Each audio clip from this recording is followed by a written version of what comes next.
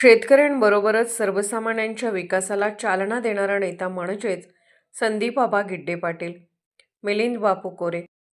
सांगलीच्या कवठेमहांकाळ तालुक्यातील नांगोळे येथील एका कष्टकरी शेतकरी कुटुंबात जन्माला आलेले व गावाचे वावर ते स्वकर्तृत्वावर शेतकरी नेते झालेले भाजप किसान मोर्चाचे प्रदेश सरचिटणीस संदीप गिड्डे पाटील यांच्या वाढदिवसानिमित्ताने त्यांच्या सत्काराचा कार्यक्रम आयोजित करण्यात आला होता.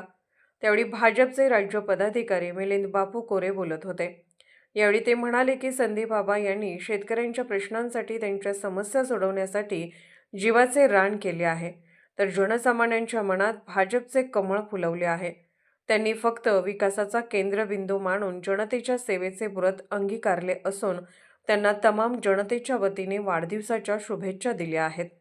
यावेळी संदीप गिड्डे पाटील यांचा पुष्पहार घालून त्यांचा सत्कार करण्यात आला. यावेळी भाजपचे युवराज कोठावडे, विक्रम कोळेकर, रमेश खोत, राहुल गावडे, कुमार जाधव, उद्योगपती खांडेकर तसेच भाजपचे पदाधिकारी व संदीप गिड्डे पाटील यांच्यावर प्रेम करणारे त्यांचे चाहते मोठ्या संख्येने उपस्थित होते. महाराष्ट्र वेद न्यूजसाठी मुख्य संपादक लक्ष्मण सनगर, कवठेमहांकाळ.